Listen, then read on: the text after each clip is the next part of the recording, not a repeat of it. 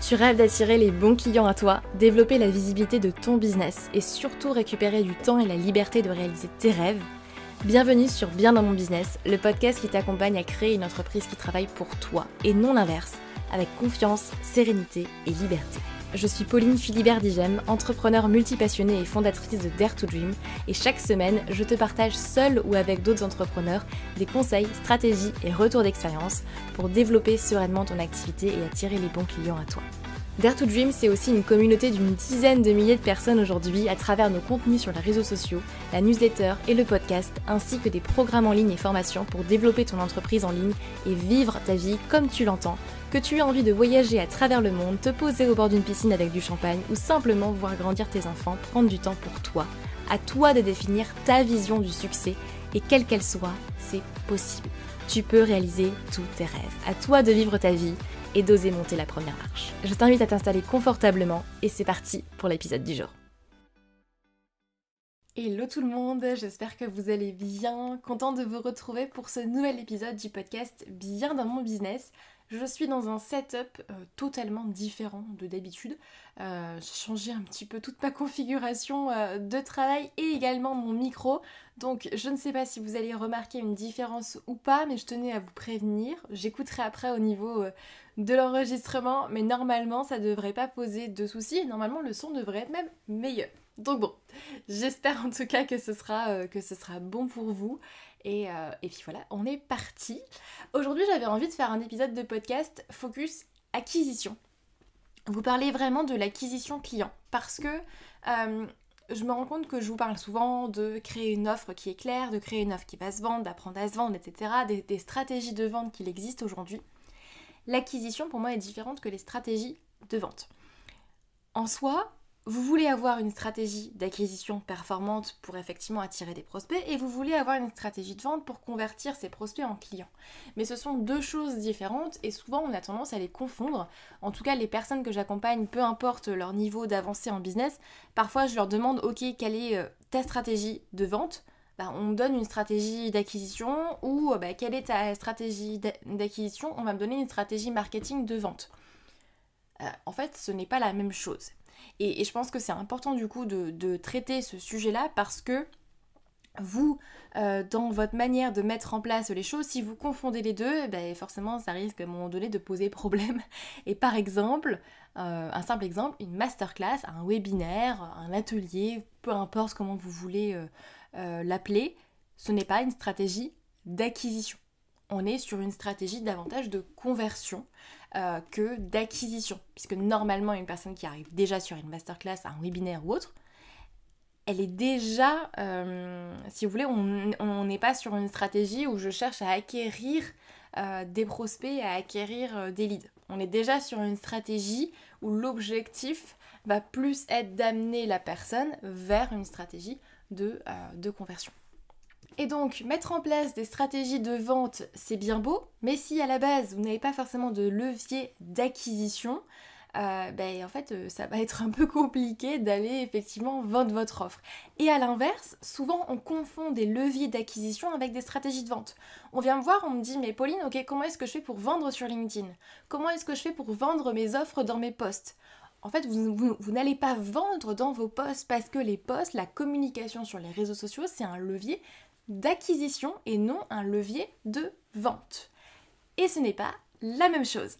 Donc, je vous fais cet épisode de podcast qui pour moi est primordial pour vous expliquer quelque chose qui pour moi a tellement de sens qu'en fait je me rends compte que j'en ai pas parlé avant et j'en parle avec mes clients directement, mais sur ce podcast je crois que je n'ai jamais vraiment abordé ce sujet-là. Donc, sujet primordial, je vous invite à vous installer très confortablement et puis à écouter bien cet épisode de podcast où je vais vous expliquer quels sont les 4 leviers d'acquisition client à privilégier en 2024 et mon discours va quand même pas mal changer par rapport à ce qu'on a vu en 2023 et par rapport à ce que je vous transmettais avant. Donc bien évidemment, si vous écoutez cet épisode de podcast, pour moi, je pars du principe que vous êtes compétent dans votre domaine, vous avez une cible qui est claire, vous avez une offre déjà que vous avez travaillée, qui est claire, qui est vendeuse et carré. Si c'est pas le cas, je vous invite à aller écouter les 2-3 épisodes précédents pour poser à plat justement les bases et clarifier ça. Puisque ça ne sert à rien d'aller commencer à chercher de l'acquisition si à la base vous n'êtes pas clair sur votre offre, vous n'êtes pas clair sur votre cible et vous ne savez pas à qui vous vous adressez de façon très précise, très claire. Et j'insiste vraiment là-dessus parce que en règle générale, le problème il vient très très très très rarement d'un problème de stratégie de communication ou de stratégie de vente. En général, c'est qu'à la base, l'offre n'est pas claire, à la base, la cible n'est pas claire. Donc, je me permets d'insister là-dessus. Et donc, dans cet épisode de podcast, on va voir vraiment les 4 grands leviers d'acquisition client en 2024. Avant, j'avais tendance plutôt à vous dire, focalisez-vous sur un seul réseau social, focalisez-vous sur une seule stratégie, focalisez-vous sur un truc, maîtrisez-le à fond et ensuite, pourquoi pas, aller développer d'autres canaux d'acquisition. Aujourd'hui, alors je suis toujours plutôt ok avec ça, mais mon discours a un petit peu changé, c'est-à-dire que je pense qu'on ne peut pas en 2024 aujourd'hui se limiter à un seul réseau social, un seul canal d'acquisition et dépendre en fait de celui-ci.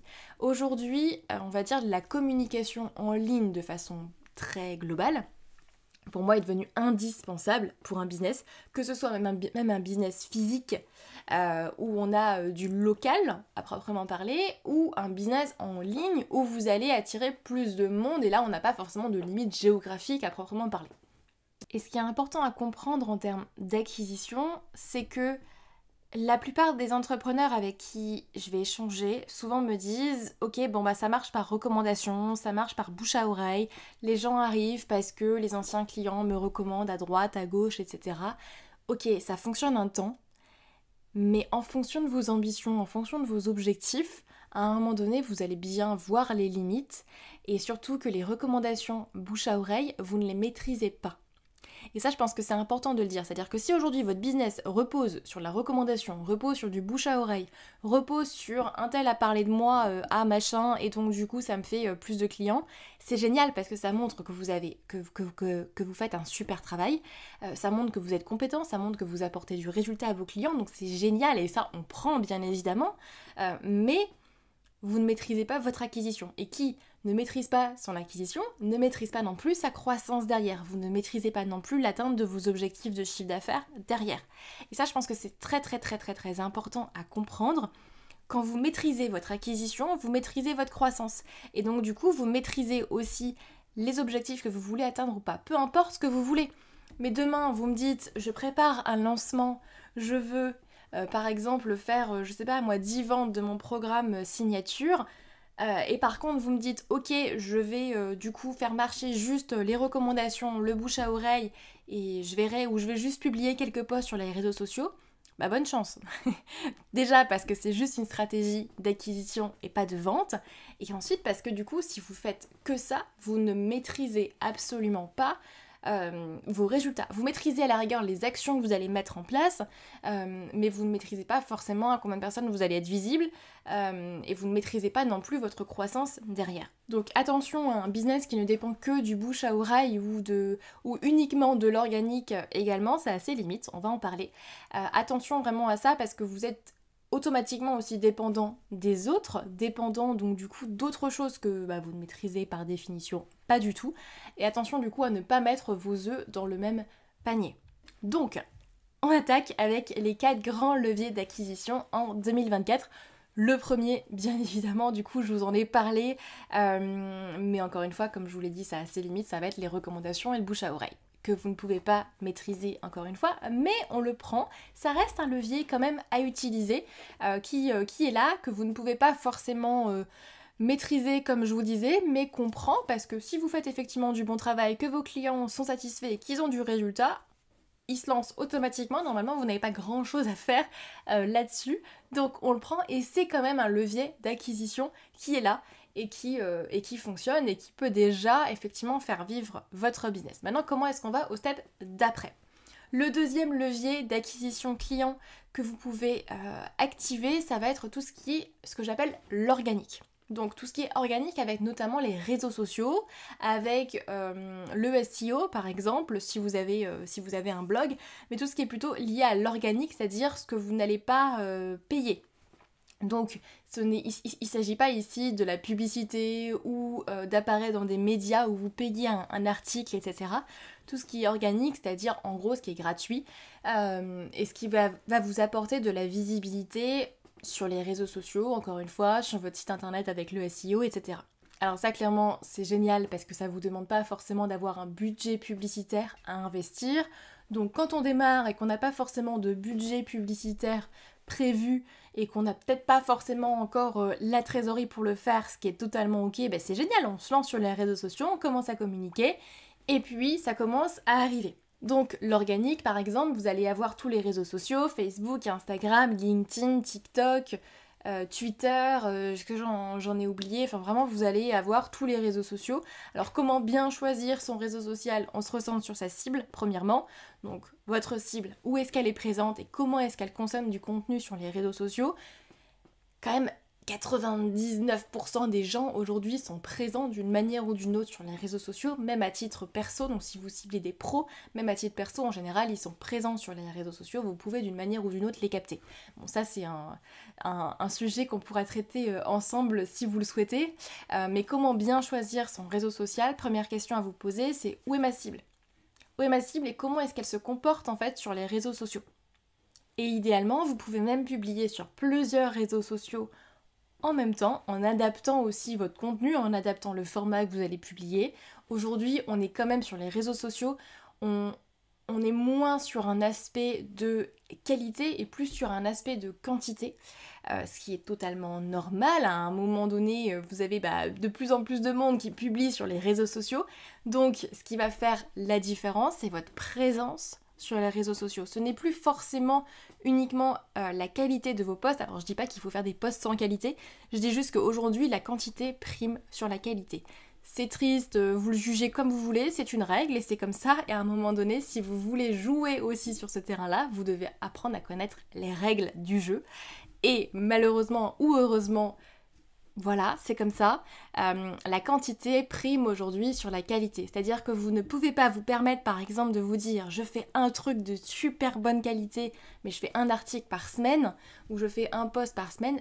Non, ça marchera pas parce que les gens ne vous verront pas assez pour avoir confiance en vous et pour ensuite passer à l'action. Vous avez besoin d'être présent régulièrement dans la tête de vos prospects, dans la tête de votre audience, pour qu'ils deviennent justement ce qu'on appelle des prospects et pour les convertir un peu plus tard. Et les faire rentrer justement dans tout votre tunnel de vente, dans toute votre stratégie, mais ça du coup on rentre plus dans la stratégie de vente et non la stratégie d'acquisition.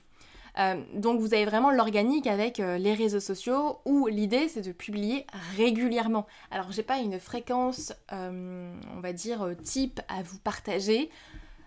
Publiez tous les jours si vous le pouvez et si vous avez les capacités de le faire à grand minima 3 fois par semaine. Mais pour moi c'est un strict minimum. L'idéal effectivement ce serait d'aller publier tous les jours sur les réseaux sociaux, encore une fois pour être présent dans la tête de vos prospects.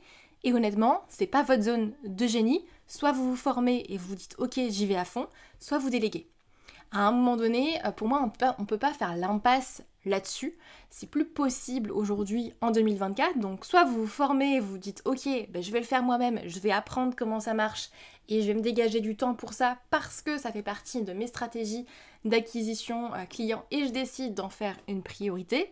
Si vous ne communiquez pas aujourd'hui, si la communication n'est pas une priorité pour vous, votre entreprise, et quand même à un moment donné, va stagner et quand on stagne, on finit par mourir. Donc c'est hyper important, mais je pense que si vous êtes là, j'ai pas besoin de vous dire que la communication c'est important aujourd'hui en 2024. Et si vous le pouvez, effectivement, déléguez. Déléguez-le à quelqu'un qui va le faire pour vous parce que ça va vous permettre de récupérer du temps et de récupérer du temps que vous allez allouer sur des tâches où vous avez votre valeur ajoutée, où vous avez votre compétence et c'est totalement ok et à un moment donné c'est normal, vous ne pouvez pas tout faire tout seul. Donc au début on se forme, on apprend comment ça marche, on le fait soi-même, ok, dès qu'on a le budget, bam, c'est bon, je peux déléguer. Donc le premier palier, c'est vraiment l'organique avec les réseaux sociaux. Maintenant, vous vous en doutez, ça a ses limites aussi, puisque l'organique prend du temps. L'organique, on peut le mesurer, mais jusqu'à un certain degré aussi. On ne maîtrise pas non plus les algorithmes, etc. Effectivement, on est quand même dépendant de cette partie-là. Maintenant, c'est totalement ok. Et je trouve que l'organique est génial quand on voit vraiment long terme. Donc, c'est top de le démarrer. Par contre, dépendre uniquement de l'organique, je ne suis pas certaine qu'en 2024 ce soit une bonne stratégie. Ou alors vous allez rapidement arriver à votre plafond de verre et forcément à un moment donné ça a ses limites aussi. On peut très bien aller atteindre les 6 chiffres avec uniquement l'organique, ça j'en suis convaincue aujourd'hui et j'ai plein d'exemples de personnes que je pourrais vous citer qui l'ont fait, donc c'est tout à fait possible. Maintenant il faut bien être conscient que ça a ses limites et que ça prend du temps, c'est les inconvénients on va dire, j'ai envie de dire de l'organique, c'est gratuit, ça va vous demander entre guillemets uniquement du temps et de l'investissement aussi d'apprendre et de vous former sur les codes des différents réseaux sociaux, mais ensuite c'est gratuit, vous n'avez pas de budget publicitaire à mettre là-dedans. Donc c'est génial et ça permet de bien se lancer, mais encore une fois, ça a ses limites. Donc ça c'est vraiment le deuxième levier d'acquisition. Le premier c'était du coup les recommandations bouche à oreille, ensuite on a l'organique. Troisième levier que vous pouvez également utiliser, et d'ailleurs je suis en train de voir ma petite liste, mais vous allez voir que la quatrième, elle va vous plaire. Le quatrième levier d'acquisition va vous plaire parce qu'on en parle peu. Mais du coup, je passe d'abord sur le numéro 3. Le numéro 3, ça va être tout ce qui est publicité. Donc là, on est sur du trafic payant, à l'inverse de l'organique, et du trafic gratuit. Tout ce qui est publicité, Facebook, Instagram, Google Ads, YouTube, etc., etc., qui va vous permettre d'accélérer beaucoup plus vite votre croissance. À un moment donné, quand vous commencez à faire de la publicité, vous le savez, vous mettez 1 euro par exemple dans la pub, vous savez que ça va vous générer X euros derrière en termes de chiffre d'affaires. Donc quand vous connaissez vos chiffres, c'est plus simple. Vous vous dites, ok, moi j'ai un objectif, je sais pas, moi de 10 000 euros ce mois-ci. Je sais que vu que mon coût par acquisition, c'est, je vous dis des bêtises, mais c'est 300 euros, pour faire X ventes, je dois investir X euros dans la publicité. C'est des maths. Tout simple. Là, on n'est pas sur des maths compliquées, normalement c'est assez simple. Mais la magie aussi du truc, c'est que quand vous connaissez vos chiffres, c'est plus facile d'atteindre vos objectifs de chiffre d'affaires derrière. Que vous, quand vous êtes compétent sur cette partie-là, ou que vous déléguez à quelqu'un qui l'est, ça c'est même pas une question, c'est soit vous vous formez, soit vous déléguez à quelqu'un qui est compétent, mais vous ne faites pas n'importe quoi en avançant à tâtons. Ça c'est du grand n'importe quoi, soit on se forme, soit on délègue. Mais après, on n'avance pas à tâtons comme ça en se disant bon allez, je vais le faire moi-même, je vais bien voir ce que ça donne. Soit on se forme, soit on délègue. Ça, c'est important à comprendre. Mais cette partie publicité, pour moi, elle est géniale. C'est un super levier d'acquisition, encore une fois. Attention, je dis acquisition, pas forcément vente. On peut le tourner en termes de levier de vente, mais la stratégie est un petit peu différente. C'est un super levier parce que vous le maîtrisez davantage. Quand vous connaissez votre coût par acquisition, vous savez, vous allez investir 100 euros dans la publicité. Normalement, vous savez que ça va potentiellement vous générer tant et tant en termes de chiffre d'affaires. Alors, pour connaître votre coût par acquisition, bien évidemment, ça demande d'aller faire des tests, d'aller quand même lancer cette partie publicité, et je vous conseille vivement de vous former en amont et de définir d'abord votre stratégie avant de mettre en place cette partie publicité, puisque sinon vous allez juste cramer votre budget publicitaire. C'est pour ça que je vous disais que c'est important de ne pas lancer quelque chose en se disant bon, je lance, on verra bien ce que ça donne. Non, soit on se forme, soit on délègue. Ça pour moi c'est une règle d'or. Soit vous vous formez et vous le faites vous-même et vous le faites bien, soit vous déléguez et vous déléguez à une personne qui est compétente, qui a des résultats et qui peut le faire effectivement à votre place pour que vous puissiez récupérer du temps sur d'autres tâches à valeur ajoutée. Donc par exemple, vous allez utiliser la publicité pour renvoyer du trafic vers vos tunnels de vente, vers un lead magnet, vers une masterclass, vers ce que vous avez aujourd'hui en termes de stratégie de vente. C'est pour ça que je distingue encore une fois bien les deux, d'un côté stratégie d'acquisition et d'un autre côté stratégie de vente. Encore une fois, c'est important d'être clair là-dessus, et je sais que quand je commence à travailler avec un client, que ce soit en individuel ou au sein de la Human Business Academy par exemple, on va mapper en fait chaque tunnel de vente, on va mapper chaque stratégie en disant ok, bah voilà ta stratégie d'acquisition, voilà ce que tu vas mettre en place, on va emmener les gens là, puis ici, et voilà comment tu vas vendre ton offre. Et c'est mathématique. Après, on sait que si on amène tant et tant de personnes sur telle et telle stratégie, et ben on va récupérer à la fin tant et tant de nouveaux clients. Donc ça, c'est un exercice qu'on fait assez rapidement, une fois que l'offre et la cible sont clarifiées, pour justement aller mapper toutes vos stratégies de vente et vous permettre d'avoir des résultats, encore une fois, rapidement. Donc ça, c'était vraiment pour la partie publicité. Et le dernier levier d'acquisition dont je voulais vous parler et qui, je trouve, qui est encore tellement sous-estimé, parce qu'aujourd'hui, quand on parle d'acquisition, souvent, on va penser tout de suite soit organique, soit publicité. En général, c'est ce que la plupart des gens pensent tout de suite, c'est ok, soit j'ai les réseaux sociaux, soit j'ai la partie publicité et j'investis du budget publicitaire là-dedans. Il y a une autre manière de faire et qui va vous demander bien évidemment un petit peu de temps quand même, hein. On n'a rien sans rien, ça c'est important aussi, mais qui potentiellement ne va pas forcément vous demander un budget derrière selon ce que vous allez mettre en place. Je vais vous parler ici de la partie partenariat, affiliation. Donc la partie partenariat et la partie affiliation. C'est une superbe stratégie, je trouve, à mettre en place parce qu'elle vous permet d'aller potentiellement démarcher d'autres personnes qui ont vos clients dans leur audience mais qui ne sont pas des concurrents directs. Et là, les possibilités sont tellement nombreuses. J'ai tellement d'exemples que je pourrais vous partager. Mais vous allez voir par exemple une personne qui n'est pas forcément en concurrence avec vous, donc qui ne fait pas forcément la même activité, mais qui, dans son réseau ou dans ses clients, a les mêmes que vous, qui a la même clientèle, qui a les mêmes typologies de clients. Je prends l'exemple de mon coach pour dirigeants, qui pourrait travailler par exemple avec des comptables, avec des avocats fiscalistes ou des personnes qui travaillent directement avec des chefs d'entreprise, tout simplement. Et donc du coup mettre en place un partenariat avec ces personnes-là. Et quand je parle de partenariat, encore une fois ici, les possibilités elles sont nombreuses. Ça peut être tout simplement créer une offre commune, c'est-à-dire, admettons, moi je vais aller démarcher des comptables directement ou des avocats fiscalistes ou des personnes qui travaillent directement avec des chefs d'entreprise et je leur dis, voilà, dans votre offre, pour augmenter la valeur de votre offre et pour vous différencier sur votre marché, vous pouvez inclure, par exemple, une séance de coaching offerte avec moi.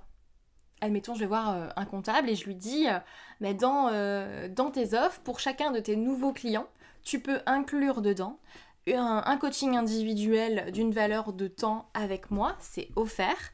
Et derrière, moi, ça m'amène du trafic gratuitement, vu que je sais que cette personne-là a des nouveaux clients de façon régulière, puisque j'ai pensé à le vérifier avec lui en amont. Et ensuite, ça va pouvoir m'amener du trafic. Alors oui, ça va me faire quelques séances de coaching offertes, super. Mais derrière, ça va me permettre potentiellement d'aller convertir ces personnes-là en clients. Après, c'est votre job à vous d'apprendre à vous vendre et puis d'apprendre à convertir. Encore une fois, là, c'est une stratégie de conversion qui vient après. Mais là, on est dans une stratégie d'acquisition. Donc, c'est des partenariats que vous pouvez facilement mettre en place avec d'autres personnes et c'est gagnant-gagnant. La personne en question, ça lui permet d'augmenter la valeur de son offre, de se différencier, d'avoir quelque chose en plus par rapport par exemple à d'autres comptables, si je reprends mon exemple du comptable. Et croyez-moi, c'est adapté à tous les corps de métier. Parce que souvent on me dit oui Pauline, mais bon, dans mon métier c'est pas possible, ça va pas dans mon activité, personne le fait. Super, c'est justement parce que personne le fait que c'est une bonne idée. Et c'est ce qui va vous permettre aussi de vous différencier encore une fois. Donc pensez au partenariat et quand je parle affiliation, ça peut être de proposer également une offre de parrainage à vos clients. Et une offre de parrainage qui est sexy, pas juste gagner un bon cadeau si vous nous recommandez à X nouveaux clients. Ça, c'est pas sexy. Personne n'aime les bons cadeaux. Je lisais une étude fin d'année 2023 pour Noël qui disait que 80% des cartes cadeaux sont revendues. Vous imaginez ? Et quand je vois encore que les gens offrent des cartes cadeaux si recommandation il y a, oui, enfin bon, c'est pas ce qu'il y a de plus sexy en fait. Les gens le font parce que oui, ok, ça les intéresse, mais ils sont pas là en train de se dire waouh, il faut que je recommande cette personne-là parce que j'ai un super cadeau, j'ai un super truc que je peux gagner. Vraiment, mettez en place une offre de parrainage pour vos clients aussi actuels. Ça va leur donner encore plus envie de vous recommander et là, les possibilités sont vraiment, encore une fois, nombreuses. C'est quelque chose que je brainstorm également avec mes clients aujourd'hui. On brainstorm ensemble pour des offres de parrainage canon et sexy. Et honnêtement, juste avec cette partie partenariat affiliation, encore une fois, vous n'avez pas besoin d'aller mettre en place et de la publicité et de l'organique, etc., etc. Là, je vous donne les 4 leviers d'acquisition à utiliser en 2024. Donc organique, publicité, partenariat, recommandation, encore une fois. Mais sachez que, honnêtement, pour aller chercher vos 6 chiffres par an, les minimum 100 000 € de chiffre d'affaires, vous n'êtes pas obligé de mettre en place les 4. On pourrait très bien se centrer sur un et ensuite, ok, on développe les autres. Allez-y étape par étape aussi. Multipliez les canaux, oui, mais faites-le intelligemment encore une fois. Et quand je parle de partenariat, ça peut aussi être même des partenariats avec des personnes qui ont des podcasts, intervenir sur d'autres podcasts, intervenir, rédiger par exemple un article de blog pour un tel, intervenir dans la newsletter de un tel, enfin ça peut être simplement utiliser des médias, donc d'autres personnes qui ont une audience, qui ont votre audience en fait, qui ont vos clients dans leur audience, pour justement être plus visible. Alors là, selon ce que vous allez mettre en place, parfois il y a un coût, parfois il y en a pas. Maintenant c'est un investissement, ce n'est pas forcément une dépense, ok. Mais ça peut être ça aussi, la partie partenariat. Et ça, c'est des choses qui sont rapides à mettre en place, honnêtement. Et je vois mais tellement de monde qui oublie cette partie-là. Elle est vraiment, vraiment sous-estimée, cette partie partenariat, affiliation aujourd'hui. Tout le monde sait qu'il faut communiquer sur les réseaux sociaux. Tout le monde connaît maintenant aujourd'hui la publicité et ce levier-là. Mais cette partie partenariat, affiliation, en fait, les possibilités sont tellement nombreuses derrière qu'on a souvent tendance à l'oublier. Donc ce qui est important à retenir de cet épisode de podcast, c'est déjà qui maîtrise son acquisition maîtrise sa croissance. Retenez bien ça. Si vous laissez votre acquisition au hasard et que vous ne savez même pas d'ailleurs combien de prospects arrivent par mois dans vos tunnels ou dans votre stratégie tout simplement d'acquisition, clairement vous courez dans un mur. C'est hyper important de bien connaître ces chiffres, de bien connaître d'où viennent vos prospects aujourd'hui, quelle stratégie vous allez mettre en place, quelle est votre stratégie d'acquisition principale. Souvent quand je pose la question à des entrepreneurs, on baragouine plein de choses différentes, mais en fait c'est pas clair. Ok, quelle est votre stratégie d'acquisition aujourd'hui? Ça c'est hyper important. Et attention, si votre business ne dépend que du bouche à oreille ou que de l'organique, sachez que vous allez atteindre un plafond de verre assez rapidement quand même et que vous êtes surtout dépendant des autres. Pensez à maîtriser encore une fois votre croissance et ne mettez pas vos œufs dans le même panier. Donc, petit challenge que je vous lance aujourd'hui, quel est le levier que vous voulez mettre en place là tout de suite? Choisissez ça un. S'il y en a un qui vous a plus parlé qu'un autre, où vous dites « Ah tiens, ça c'est une super idée, je veux le mettre en place », quel est le levier que vous voulez mettre en place là tout de suite et comment est-ce que vous allez vous y prendre? Posez-vous, mettez un créneau dans votre planning et puis mettez-le en place. Et encore une fois, vraiment important, soit vous vous formez, soit vous déléguez. Mais vous pouvez pas vous dire « Bon, je sais pas trop faire, je maîtrise pas, j'ai pas les compétences, mais je vais le faire quand même ». Là, c'est le meilleur moyen pour perdre votre temps et en plus ne pas avoir de résultats. Soit vous vous formez, et oui, c'est un investissement parfois financier, ok, c'est un investissement en temps, c'est un investissement financier, mais c'est un investissement, pas une dépense, parce que vous allez récupérer normalement tout ça derrière. Donc soit vous vous formez, soit vous déléguez. Là pareil, c'est un investissement, c'est pas une dépense, mais vous investissez dans une personne. Et donc voilà, on arrive à la fin de cet épisode de podcast.